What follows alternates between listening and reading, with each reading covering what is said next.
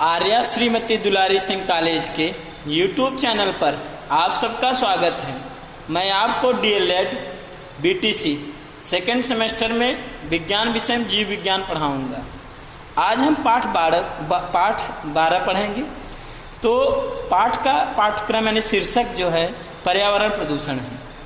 तो इस पाठ में हम आपको पिछले वीडियो में जो है वायु प्रदूषण और जल प्रदूषण के बारे में बताए थे। आज हम आपको ध्वनि प्रदूषण और मृदा प्रदूषण के बारे में बताएंगे। तो आप सभी को इस लेक्चर में पढ़ाए गए पाठ का नोट्स तैयार करना है। चलिए शुरू करते हैं। आज का टॉपिक है ध्वनि प्रदूषण। तो आपको पिछले वीडियो में हम पर्यावरण प्रदूषण में वायु प्रदूषण और ध्वनि प्रदूषण के वायु प्रदूषण और जल प्रदूषण के बारे में बताए थे। आज ध्वनि प्रदूषण के बारे में बता रहे हैं। तो ध्वनि प्रदूषण यानी साउंड पोल्यूशन। ध्वनि प्रदूषण है क्या? तो जो सामान्य बातचीत की ध्वनि से तीव्र ध्वनि शोर कहलाती है, और जो शोर होता है एक अवांछनीय ध्वनि। तो अतः शोर ही क्या कहलाता है? ध्वनि प्रदूषण कहलाता है। हमने आपको पहले ही बता दिया था कि जल थल वायु में होने वाला वह अवांछनीय परिवर्तन। तो शोर क्या है? अवांछनीय परिवर्तन है। तो पहले ही बता दिया गया था पर्यावरण प्रदूषण में कि जल थल वायु में होने वाला अवांछनीय परिवर्तन। तो जल थल वायु के भौतिक रासायनिक और जैविक लक्षणों में होने वाला अवांछनीय परिवर्तन जो मनुष्य और मनुष्य संबंधित जीवधारियों के शरीर पर हानि पहुंचाता है उसे प्रदूषण यानी पर्यावरण प्रदूषण कहते हैं। तो अब यहाँ पर चूंकि स्वर क्या है? अवांछनीय ध्वनि है, यानी स्वर ही क्या कहलाता है? ध्वनि प्रदूषण कहलाता है। चूंकि यह ध्वनि से संबंधित है तो तीव्र ध्वनि जो होती है शोर कहलाती है। शोर क्या होती है? अवांछनीय ध्वनि होती है। अतः शोर ही क्या कहलाती है? ध्वनि प्रदूषण कहलाती है। ध्वनि प्रदूषण के प्रमुख स्रोत कौन से हैं? Main sources of sound pollution. तो ध्वनि प्रदूषण में उद्योग धंधे, जो आजकल उद्योग धंधे यानी कारखाने वगैरह हैं, तो इंडस्ट्रियल वगैरह होते हैं वह। अब मशीनें, क्योंकि मशीनें भी क्या करती हैं? तीव्र ध्वनि करती हैं। जैसे मिक्सर वगैरह हुई या कोई बड़ी मशीनें हुई और जनरेटर वगैरह भी हुआ, तो ये सब क्या करती हैं? ध्वनि उत्पन्न करती हैं। तो जो भी है इंडस्ट्री यानी फैक्ट्री वगैरह और जो मशीनें होती हैं वहाँ पर, तो सब क्या करती हैं? ध्वनि प्रदूषण के स्रोत होते हैं। परिवहन के साधन, जो मोटर गाड़ियाँ होती हैं, परिवहन जो यातायात के साधन हैं, यानी एक स्थान दूसरे स्थान में जाने में मदद कराते हैं, जैसे वायुयान, रेलगाड़ी, मोटर बस आदि, ये सब भी क्या होते हैं? ध्वनि प्रदूषण के प्रमुख स्रोत होते हैं। कुछ जैसे मनोरंजन के साधन, cinema, radio, transistor, tape recorder, television, ये सभी क्या करते हैं? शोर उत्पन्न करते हैं। शोर ही क्या कहलाता है? ध्वनि प्रदूषण कहलाता है। जो अवांछनीय ध्वनि होता है वही ध्वनि प्रदूषण कहलाता है। अगर cinema hall, radio, transistor, tape recorder, television यह अत्यधिक शोर करता है, तब यह भी क्या होते हैं? ध्वनि प्रदूषण के प्रमुख स्रोत के रूप में आते हैं। अब बात करते हैं कुछ स्रोत के बारे में। और तो कुछ ध्वनि प्रदूषण और भी होते हैं, जैसे सामाजिक क्रियाकलाप हो रहे हैं, दीपावली, दशहरा आदि त्योहारों पर, अब विवाह शादियों में, इसमें क्या होता है कि पटाखे छुड़ाए जाते हैं। चुनाव और हड़ताल आदि के समय लाउड स्पीकर द्वारा तेज आवाज में भाषण दिया जाता है। और देवी देवताओं की खुशी के लिए रात में जागरण किए जाते हैं। तो जागरण में भी क्या होते हैं? जो लाउड स्पीकर होते हैं वो भी तेजी से बजाए जाते हैं। तो वह क्या करते हैं? तीव्र शोर उत्पन्न करते हैं। तो जो भी क्या होते हैं, यह भी ध्वनि प्रदूषण के प्रमुख स्रोत के रूप में आते हैं। अब ध्वनि प्रदूषण के प्रभाव की बात करते हैं। ध्वनि प्रदूषण से मानव जीवन पर क्या प्रभाव पड़ते हैं? इफेक्ट ऑफ साउंड पोल्यूशन, यानी साउंड पोल्यूशन के क्या प्रभाव हैं? तो जो तीव्र ध्वनि होती है स्वास्थ्य पर विपरीत प्रभाव डालती है और कार्य करने की जो क्षमता होती है उसको घटा देती है। होता क्या है कि जब तीव्र ध्वनि होती है इससे शरीर में चिड़चिड़ापन आता है। अच्छा, जो रोग होते हैं वह तो, जिसे मान लीजिए जो बहरापन आता है वह तो धीरे धीरे आता है लेकिन अस्थायी बन जाता है। तो अस्थायी बन गया यानी फिर बाद में ठीक नहीं हो पाता। तो इस ध्वनि प्रदूषण जो होते हैं काफ़ी खतरनाक होते हैं।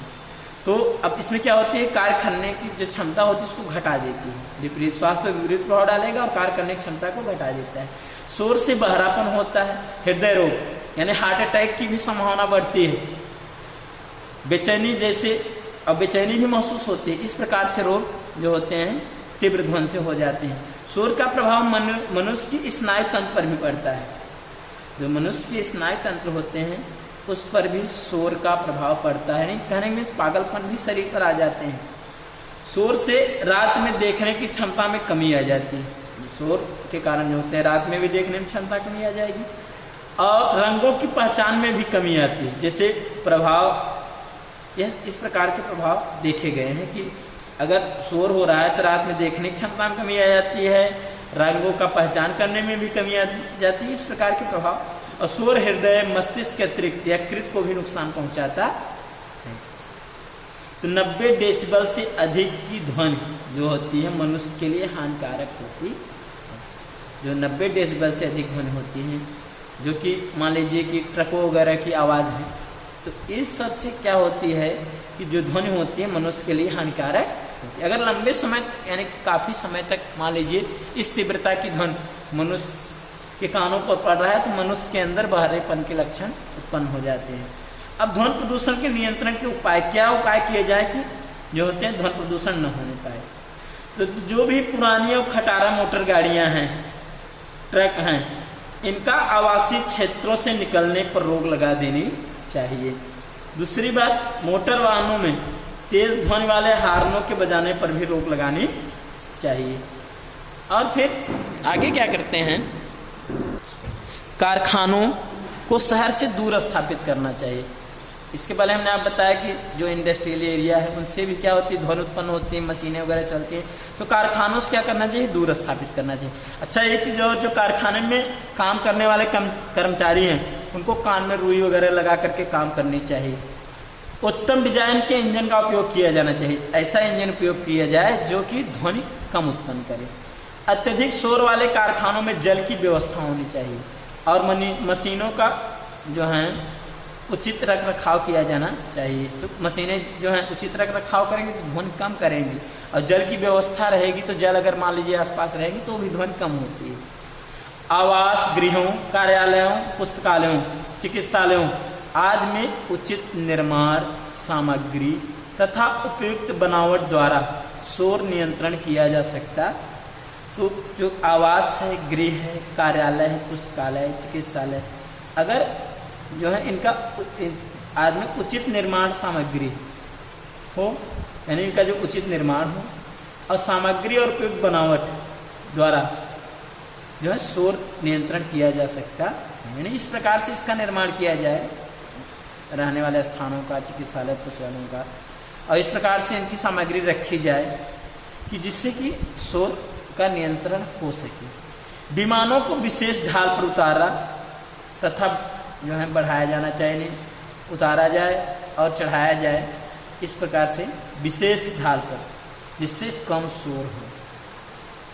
तो इस प्रकार से ध्वनि प्रदूषण का नियंत्रण किया जा सकता है। अच्छा, ध्वनि प्रदूषण में आप पेड़ पौधे भी लगवा करके ध्वनि प्रदूषण को कम कर सकते हैं, क्योंकि जो ध्वनियाँ होती हैं पौधे से भी टकरा करके ध्वनि कम करती हैं। तो पेड़ पौधे जो होते हैं किसी भी प्रकार के प्रदूषण को कम कर सकते हैं। अब बात करते हैं मृदा प्रदूषण की, सॉइल पोल्यूशन की। तो मृदा प्रदूषण है क्या? प्रदूषित जल, वायु, कीटनाशक पदार्थ एवं घरेलू अपमार्जकों के मिट्टी में मिल जाने को ही मृदा प्रदूषण कहते हैं। ये सब क्या होते हैं?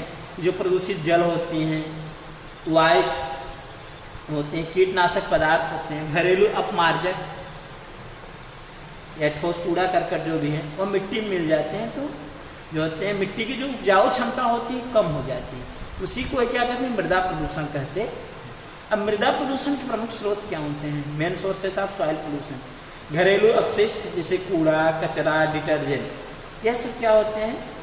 जो है मृदा प्रदूषण के स्रोत हैं। दूसरी बात, नगर पालिका के अपशिष्ट जो नाले वगैरह में बहाए जाते हैं, नाले से फिर इसके बाद जा करके किसी खेत वगैरह में बहा दिए गए, तो खेत में पहुंच गए तो वहाँ पर खेत भी क्या होते हैं, मिट्टी जो होती है वह भी क्या होती है? प्रदूषित हो जाती है। कारखानों से निकला हुआ अपशिष्ट पदार्थ, इसके कारण मृदा प्रदूषण होता है। कृषि अपशिष्ट यानी कृषि में जो खराब पदार्थ होते हैं, कृषि में प्रयोग होने वाले अनेक प्रकार के कीटनाशक, रसायन, पीड़कनाशक, ये भी क्या करते हैं?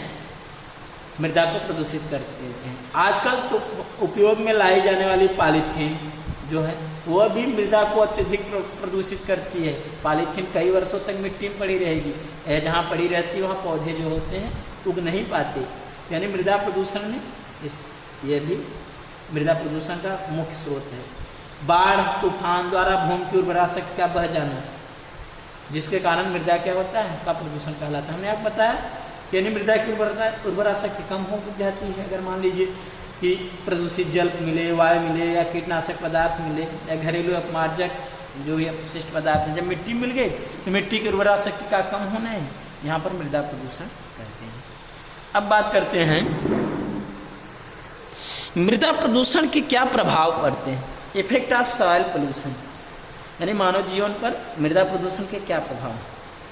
तो मृदा प्रदूषण से अनेक प्रकार की बीमारियों की रोगाणुओं को पनपने का अवसर मिलता है। जो मृदा प्रदूषण होते हैं उससे क्या होता है कि अनेक प्रकार की बीमारियां के रोगाणु जो रोग होते हैं वो पनपते हैं, उनको अवसर मिलता है, क्योंकि जो रोगाणु होते हैं गंदे स्थानों पर ही अधिक जो होते हैं विकसित होते हैं। दूसरी बात, गंदगी पर अनेक प्रकार के कीट तथा मक्खियाँ पनपती हैं। जो गंदे स्थान होते हैं वहाँ कीड़ी पनपती हैं, मक्खियाँ पनपती, और रोग को फैलाने में भी सहायता करती हैं।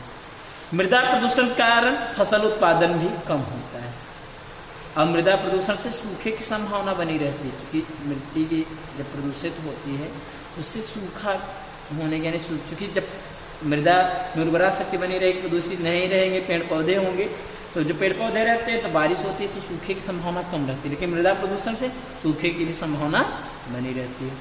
अब मृदा प्रदूषण के नियंत्रण के उपाय क्या करेंगे, methods to control soil pollution, यानी मृदा प्रदूषण को नियंत्रित करने के लिए क्या उपाय किए जाए। तो मृदा प्रदूषण के नियंत्रण के लिए प्राथमिक आवश्यकता है कि अपशिष्ट पदार्थों के निपटारे की है, यानी सबसे पहला मुख्य कार्य है कि जो भी खराब पदार्थ हैं उनका निपटारा किया जाए, यानी कानून मिट्टी में न मिलने दिया जाए।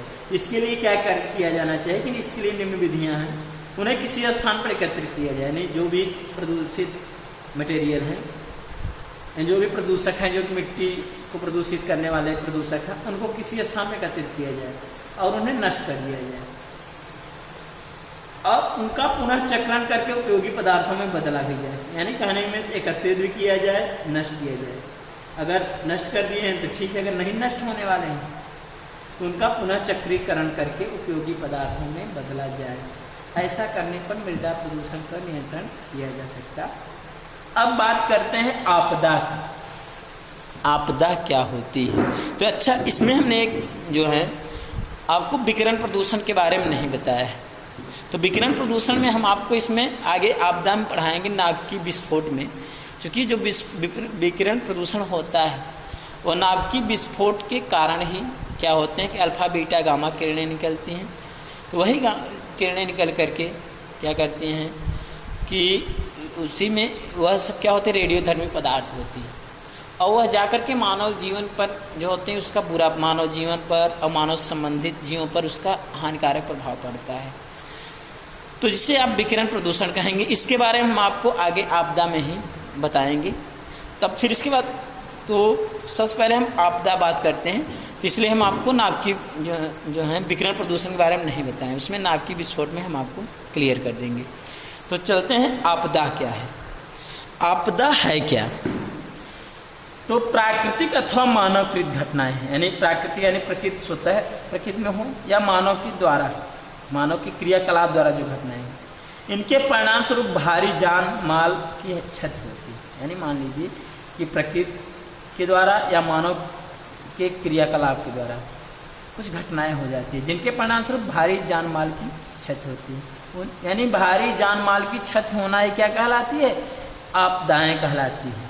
यानी आपदाएं प्राकृतिक भी हो सकती हैं और मानव कृत भी हो सकती हैं।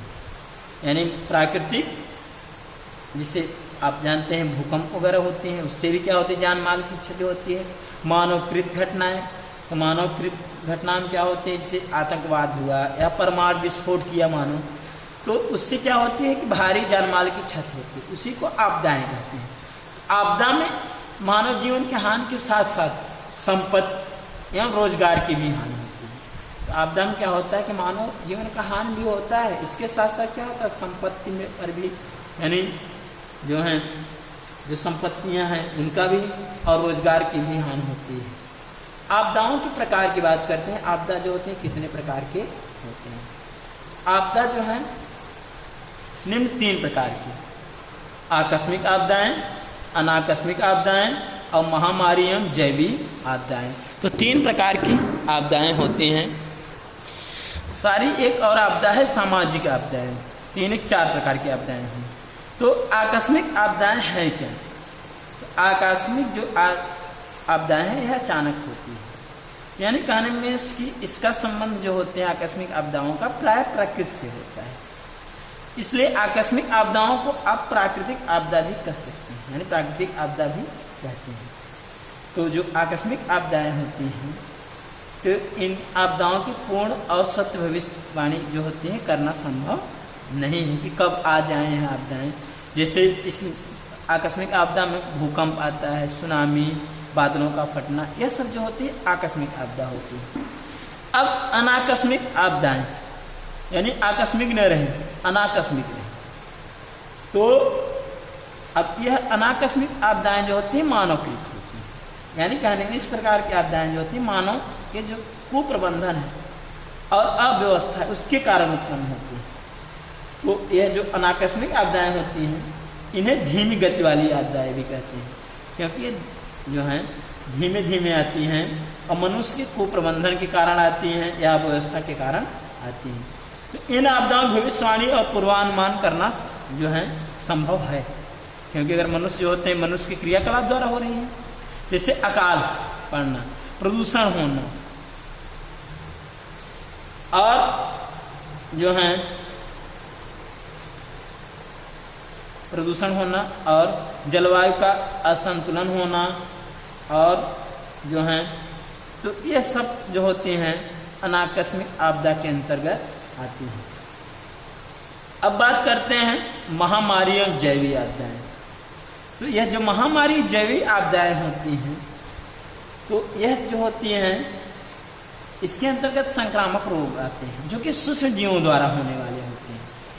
तो यानी कहने में महामारी और जैविक आपदाएं, यानी कहने में यह जो होती हैं जल, भोजन, वायु के जब दूषित होते हैं, यानी किसी समय जब जल, वायु, भोजन ये सब क्या होते हैं दूषित हो जाए रोगाणुओं द्वारा, तो उससे दूषित होने से क्या होते हैं संक्रामक रोग के रोगजनक जो होते हैं उत्पन्न होते हैं और उत्पन्न होकर के जो होते हैं वह मनुष्य और अन्य जीवों में रोग उत्पन्न करते हैं, जैसे प्लेग, हैजा, एड्स ये सब रोग उत्पन्न होना महामारी और जैविक आपदा के अंतर्गत आता है। अब सामाजिक आपदा की बात करते हैं। सामाजिक आपदाएं हैं कि यह भी मानव द्वारा उत्पन्न होती हैं, तो जो कि मानव के कुप्रबंधों के कारण समाज एवं समुदाय को संकट में डाल देती है, तो इसको सामाजिक आपदाएं कहते हैं। मानव के कुप्रबंधों के कारण समाज और समुदाय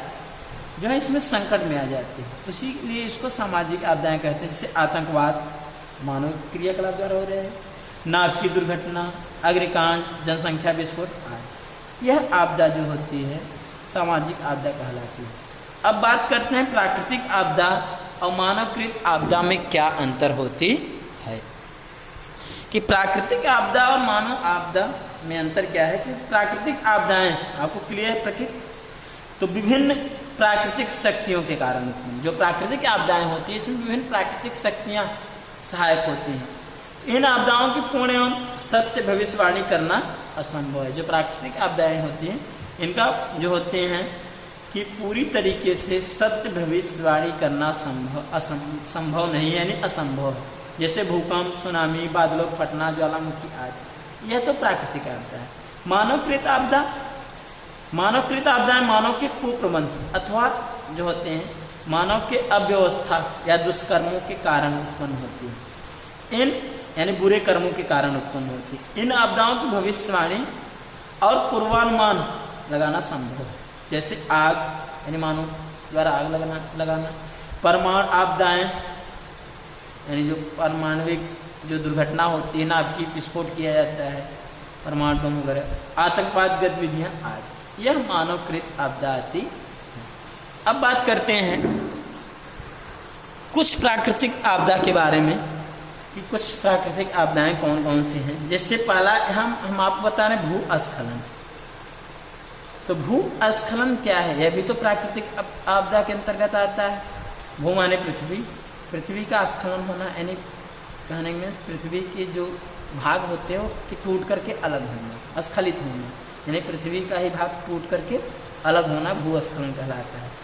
तो भू जल चट्टानों में वजन बढ़ा देते हैं। होता क्या है कि जो मृदा में उपस्थित जल होते हैं वह चट्टानों के वजन को बढ़ा देते हैं, तो जिससे वे नीचे की ओर खिसक जाते हैं। यानी जिस ऊपर की ओर चट्टानें होती हैं तो उसमें क्या होता है, धीरे धीरे मान लीजिए जल अंदर प्रवेश किया, तरीस रिस करके अंदर गया, तो उससे क्या होती है, वजन बढ़ जाती है। जब वजन बढ़ जाएगी तो वो नीचे की ओर खिसक जाती है। इसी को क्या कहते हैं, भूस्खलन। यानी कहने में पृथ्वी का स्खलन होना, यानी नीचे की ओर गिरना, यानी टूटना, तो भूस्खलन कहलाता है। तो भूस्खलन कई प्रकार के होते हैं। जब ये थोड़ी दूरी तक ही खिसकते हैं तो इनको स्लम्प कहते हैं। तो भूस्खलन में क्या होता है कि जब थोड़ी दूरी तक जो होते हैं मिट्टी कट करके खिसके या चट्टाने खिसके, इसको स्लम्प कहेंगे। ये दूरी अधिक होती है, यानी कहने में थोड़ी दूरी तक होते हैं, इनको शैल स्खलन कहते हैं। यह बहुत ऊंचाई से मलबा अथवा शैल टुकड़े गिरते हैं, इनको राग फाल या शैल खिसकना कहते हैं। यानी थोड़ी सी दूरी यानी कहने में थोड़ी दूरी होना स्लम्प कहलाता है। दूरी थोड़ी अधिक हुई तो शैल स्खलन।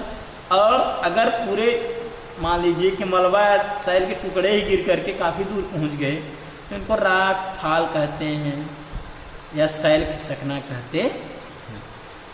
यानी कहने में से आपको है 3 प्रकार के भूस्खलन होता है। अब भूस्खलन के प्रभाव की बात करते हैं। इस भूस्खलन से क्या प्रभाव पड़ता है?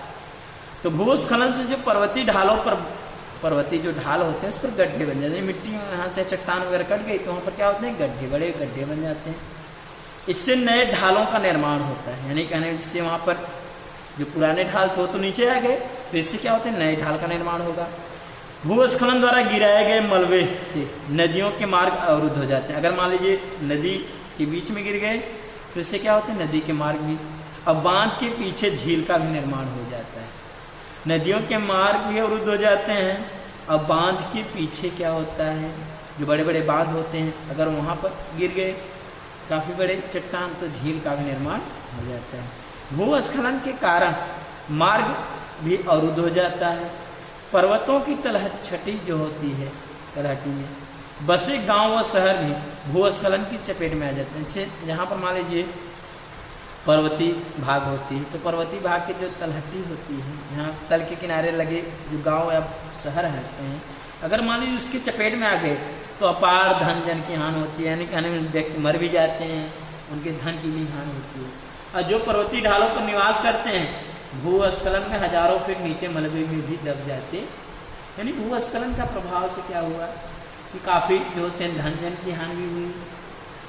और उसके किनारे जो लोग बसे हैं वह क्या होते हैं कि मान लीजिए अगर भूस्खलन में मलबे गिरे तो उसमें भी क्या होते हैं, दब करके मर जाते हैं।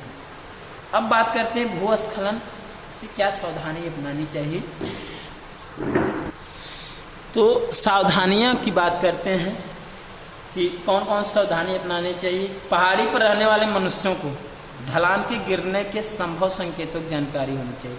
यानी जो ढलान गिर रहा है, यानी जो चट्टानें गिर रही हैं, तो उनके गिरने के संकेतों की जानकारी होनी चाहिए कि गिर सकता है कि नहीं, इसकी जानकारी होनी चाहिए। खिड़की दरवाजों का पहली बार जाम होना, प्लास्टर पर नमी, दरारें बनना, नींव, ईंट या टाइल पर भी दरारें दिखाई दे तो भूस्खलन का संकेत समझकर सावधान होना चाहिए। यानी आपको कुछ लक्षण बताया जा रहा है मकान में कि अगर खिड़की दरवाजों का पहली बार जाम हो जा रहा है, प्लास्टर पर नमी आ जा रही है, या दरारें नहीं बन जा रही हैं, या नींव, ईंट या टाइल पर भी दरारें दिखाई दे तो भूस्खलन का संकेत समझ करके सावधान होना चाहिए।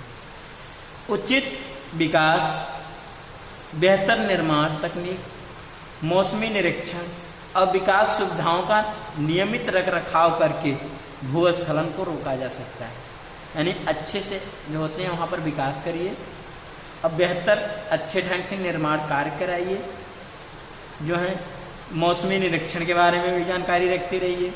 और जो भी विकसित होने वाले हैं भूस्खलन के विरुद्ध जो हैं सुविधाएं हैं, उनका नियमित रख रखाव भी किया जाए।